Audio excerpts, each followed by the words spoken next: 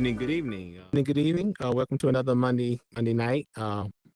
This is Creators1 News in Horizon Worlds. I am Blanco. This is the Creators1's business segment. We do this every Monday night at 10 p.m. Central. I mean Eastern, which is 9 p.m. for me. 9 p.m. Central. I'm always looking for 9 o'clock. Tonight we're gonna do something different. I'm gonna start mixing up the content instead of coming in and giving reports on different things like what's going on outside of Horizon Worlds as it pertains to digital, the digital divide between the real world and here, the platform, and trying to integrate the understanding for blockchain and cryptocurrencies and other things, like talking about the geopolitical environment and how it's affecting our financial environment here. I'm going to mix it up a little bit more because there's things that's going on in Horizon World that I'm bearing witness to. Also having other platforms that I am participating on. And I think I just want to start coming in with other content that's not coming directly from me, but at the same time, content that can be, very detailed. So tonight I'm going to play a small segment of a conversation. It should be about 7 minutes or less. And this is just talking about disagreements, but it's a scientific approach. It's a educational standpoint about disagreements, and this is something that I would probably start doing in other platforms where I may present something for the panel to listen to, and then we will probably discuss. But at the same time, I'm going to always do an outline and go into a deep research on it to make sure that we're not missing out certain things. So now at this time, you're going to hear voice speaking. I'm going to start this recording, and you're going to hear voice talking about Graham's hierarchy of disagreement, the hierarchy of disagreement. When you discuss a topic and everyone agrees, the conversation often dies out quickly. But when you disagree, you're putting yourself in opposition to what was said. You take risk and have skin in the game. This can bring the discussion to a level where everyone involved learns more about the issue. If we are going to disagree, we should be careful to do it well. But what does that mean? In 2008, Paul Graham attempted to answer this question by proposing a hierarchy with 7 stages of disagreement, ranging from weak to strong. The lowest level is name-calling, which attacks the person and not what they say. If Bob and Jen say, "We are educators and the world ain't round," you may answer, "You are idiots." Second is the ad hominem attack, which questions the authority of someone without addressing the argument. If they say, "We are educators and the world ain't round," you can respond, "You may be educators, but you certainly aren't scientists." Like name-calling, it's a weak form of disagreement, as it attacks them, but not what they say.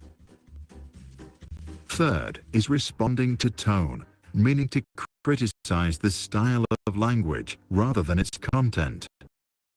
If they say, "We are educators and the world," and you can reply, "Ain't is bad English, let's learn to speak properly."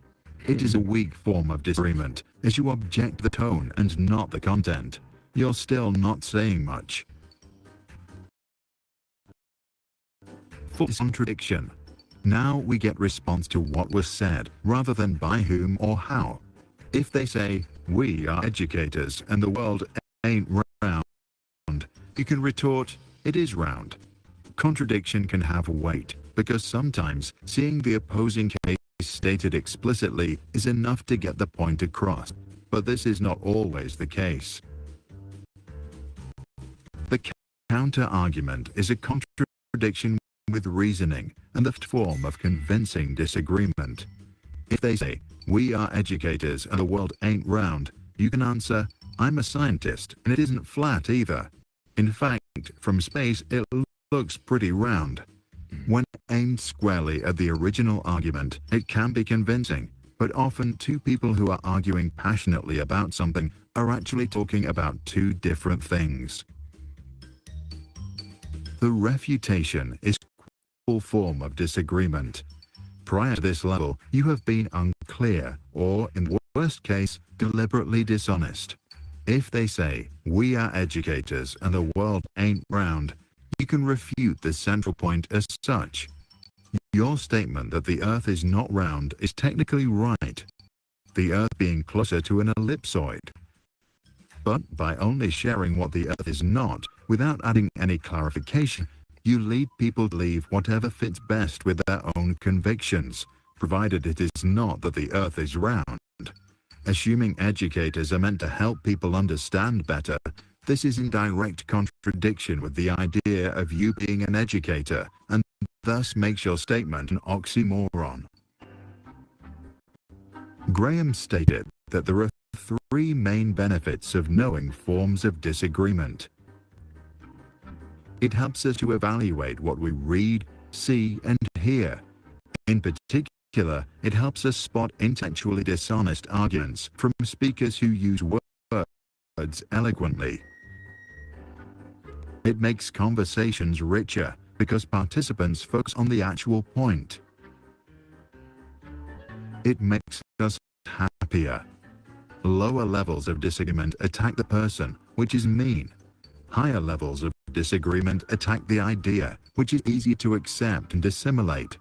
Most people don't really enjoy being obnoxious. They sometimes are because they haven't found a better way to express themselves. If moving up the disagreement hierarchy makes people less mean, it will probably make many of them happier too. What are your thoughts? Do you agree or disagree with Graham? If you don't feel strongly about this topic, you'll probably disagree with one of the other four statements we made at the beginning. But can you refute the central point? We will now repeat them. Let us. Okay, I'm gonna stop it right there because I don't want it to be very long because I want to keep it short so I can sum it up.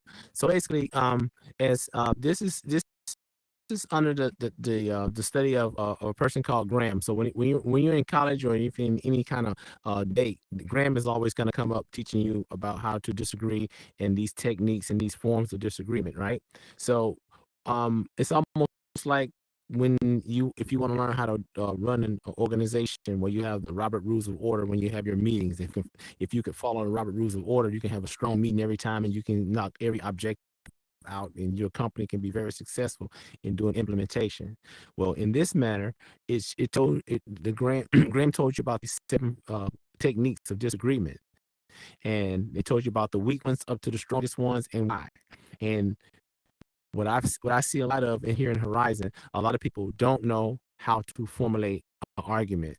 They don't even know how to disagree, and therefore you cannot hardly you can barely get anywhere in a conversation if a person don't even know how to disagree. It's just you're just talking to someone who's arguing. So this is interesting because when this goes on the YouTube channel or our website, you'll be able to look at this again, and I can I can direct you to Graham if you want me to direct you to this particular video. I can direct you to it because it's a short synopsis. It's very digestible, but it will help you because you can get other people to see that this is what you're doing.